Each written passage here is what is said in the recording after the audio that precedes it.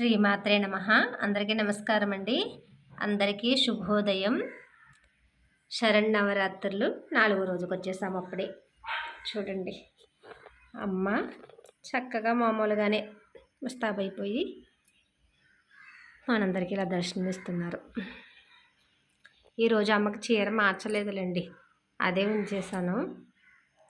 ఇంకా సాయంత్రం మారుద్దాంలే అని చెప్పి అమ్మకి ఉంచేసానన్నమాట.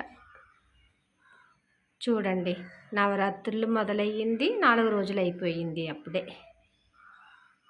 ఏదో తొందరగా అయిపోయినట్టుంది ఈసారి అయితే నాకు. మరీను చక్కగా పెద్ద బొట్టు పెట్టుకుని అమ్మ కూర్చుంది ఈరోజు.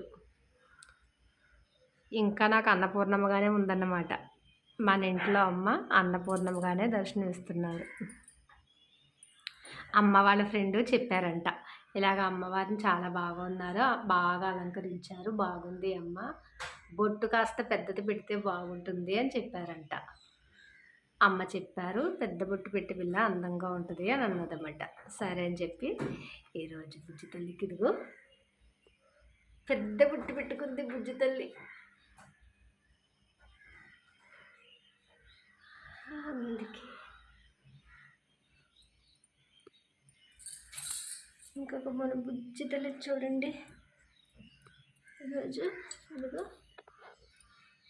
చక్కగా మారేడు దళాలు అలంకరించుకుని ఇలా ఆకు పక్క నుంచి చూసుకుంటుంది బుజ్జి తల్లి. ఇలా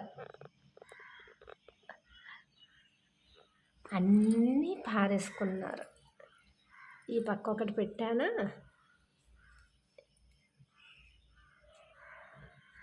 ఈరోజు మారేడు దళాలతో బాగా పూజలు చేయించుకున్నారన్నమాట.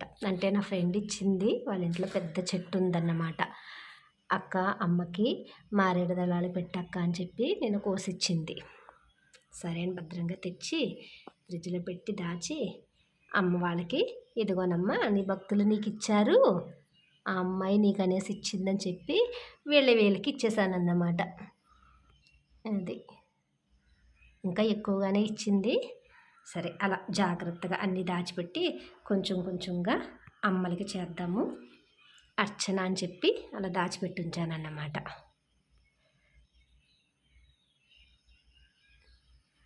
ఇంకా నిన్న అమ్మని చూసేటప్పటికి అందరూ అమ్మ ఎంత బాగుందో, దీపంలో కూడా మాకు అమ్మ కనిపించింది, చాలా బాగుంది అమ్మ అని చెప్పి ఇంకా పువ్వులు కట్టించేవాళ్ళు పువ్వులు కట్టేవాడు, వాళ్ళకి నచ్చింది ఇచ్చారన్నమాట. వాళ్ళ దగ్గర ఉన్నవి బుజ్జి తల్లికి పెట్టండి, అమ్మకి చేర్చవలసినవి అమ్మ దగ్గర చేర్చండి అని చెప్పారన్నమాట నా దగ్గర. అది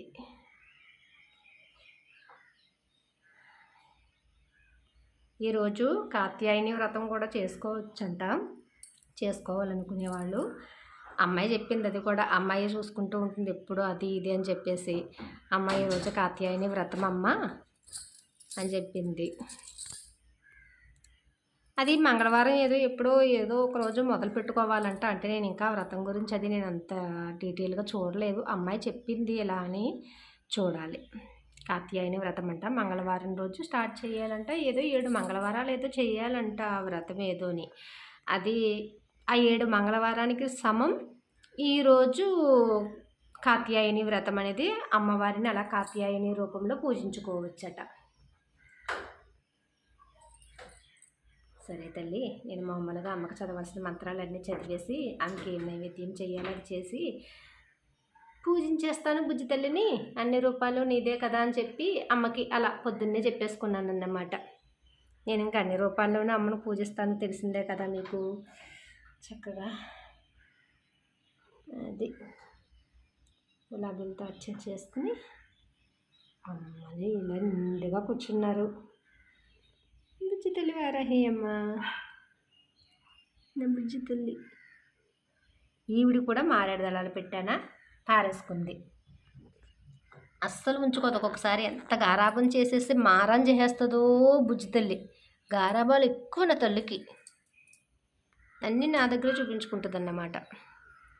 అలా అమ్మని చూసుకుంటూ మురిసిపోతూ చెప్పుకుంటూ ఉండి పూజలు చేసుకుంటూ కూర్చుంటే అమ్మతో అలా ఆనందంగా గడిచిపోతూ ఉంటుందన్నమాట నాకు. అందుకే ఈ నవరాత్రుల్లో 4 రోజులకు వచ్చేసినా కూడా ఇంకా ఏదో అమ్మకి తక్కువగానే ఉంది, ఇంకా ఏదో ఏమీ చేయలేదు అన్నట్టుగానే ఉందన్నమాట అమ్మతో నా భావం. అదండి మరి. చూసారు కదా ఈరోజు అమ్మని సింపుల్గా అలా కూర్చుందంతే. బుజ్జు తల్లి చూసుకుంటూ ఉంటుంది మనల్ని. మళ్ళీ రేపు కలుసుకుందామండి మరి. ఉంటాను. శ్రీమాత్రే నమః.